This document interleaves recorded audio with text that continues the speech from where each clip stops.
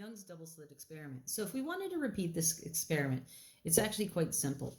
You could take just a little piece of paper and poke two tiny little pinholes in it. So literally take a pin and put little tiny hole fairly close together and shine it with a laser light.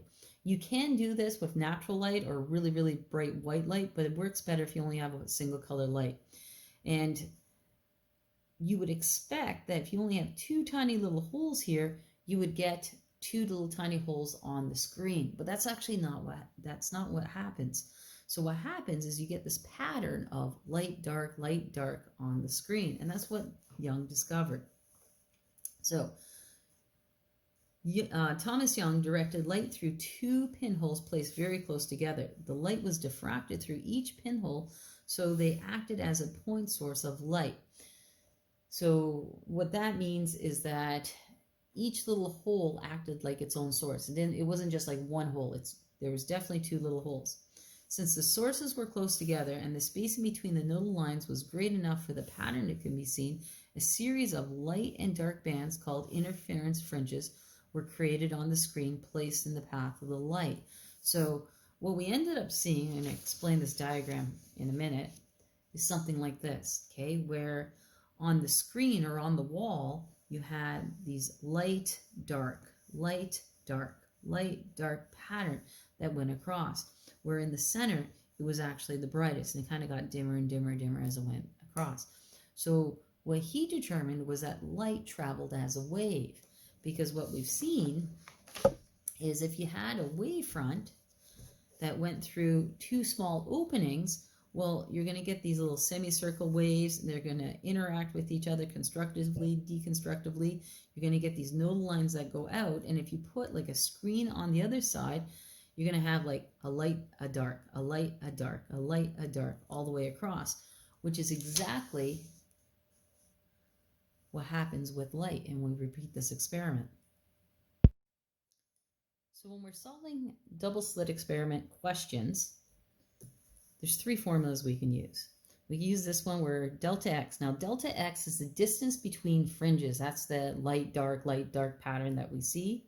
L is how far away the screen is, or how far away your slits are to the wall. Lambda is the wavelength, and D is how far apart your little slits are. There's two things that we can do. We can look at the dark fringes, because again, we get this pattern. So if you're looking at the dark fringes, we're going to use this first formula where sine theta is equal to n minus a half lambda divided by d, and n is just like the first nodal point, the second nodal point, the third nodal point. Or we can look at the constructive interference, the bright areas, okay, where it's like bright fringe, bright fringe, bright fringe. And if we do that, we're going to use this formula here. So sometimes we have to just, in the reading, if it says dark, we use this one. If it says bright, we use this one. So this one, instead of an n, we say m. So it'd be sine theta is equal to m lambda over d, and m could be 0, 1, 2, 3, 4, etc. So I want to bring your attention to this diagram here. So it's just like when we did waves. We have source 1, source 2, which is basically slit 1, slit 2. D is how far apart our slits actually are. If you drew a line from the center all the way across to the screen, that's just the middle. That's not where the nodal point is. Where the nodal points are going to be, or are fringes, not nodal points, is here, here, here. So you have to be careful in the center. In the center, well, if you go from the center, it's like halfway and halfway. So sometimes if I say, let's say the third fringe, well, that's really 1, 2, and a half. So you have to be careful with that. You have to be careful with that. So just keep in mind that the first one in the middle kind of goes, half of it goes to the left of the center, and the other half goes to the right. And you can see that in the picture here, where right here in the center, well, half goes to the left, half goes to the right. The double slit experiment is carried out with a slit spacing d equals 0.41 millimeters. The screen is at a distance of 1.5 meters away. The bright fringes at the center of the screen are separated by a distance of delta x is equal to 1.5 millimeters. Calculate the wavelength of the light. So as always, we're going to write down our given information. So it tells us the distance between the two slits is 0.41 millimeters. So that's my D. So D is equal to 0.41 millimeters. And that's the same as 0.00041 meters. The screen is 1.5 meters away, so that's my L. L is equal to 1.5 meters. The bright fringes at the center of the screen separated, well, they gave us delta x, so I don't have to calculate anything. Delta x is equal to 1.5 millimeters. And remember, millimeters, we have to change it to meters, so we move our decimal place over 3 times, which will give me 0.0015 meters. And we're looking for our lambda. We're looking for the wavelength. So I know the formula. Delta x over L is equal to lambda over D. I'm trying to get lambda all by itself, so all I have to do is multiply both sides by D. So I'm going to go times D times D. The D's cancel out on this side. And I end up with lambda is equal to D delta x over L. I'm going to put in all my given information. So 0.00041 times 0.0015, all divided by 1.5. And I end up with 4.1 times 10 negative 7 meters. In our second example, it says the third order dark fringe. Well, third order means the third one.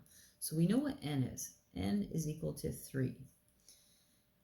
Of a 660 nanometer light. So where you would actually see that would be on the laser itself. I have a laser in the room, and I just looked in the manual, and it told me what the wavelength of light is. So we know what the wavelength is. It's 660 nanometers. Now, nano means times 10 to the negative 9. So that's like saying 660 times 10 to the negative 9 meters. And when it's projected on the wall or the screen, it's at an angle of 20 degrees. Then it says determine the slit distance. So we're looking for D. So this time what I need to do is use a different formula. So it says, since I have theta, I need the one formula that has theta in it. So it'll be sine theta is equal to n minus a half times lambda over D. I'm trying to get D all by itself. Well, right now it's in the denominator. I don't like things that I'm solving for in the denominator, so I need to get it out. So the opposite dividing by D would be to multiply both sides by D. So I'm going to times it by D on both sides. The D's cancel out. And I have D sine theta is equal to n minus a half times lambda. Now all I need to do is remove the sine theta. So to do that, I divide both sides by sine theta.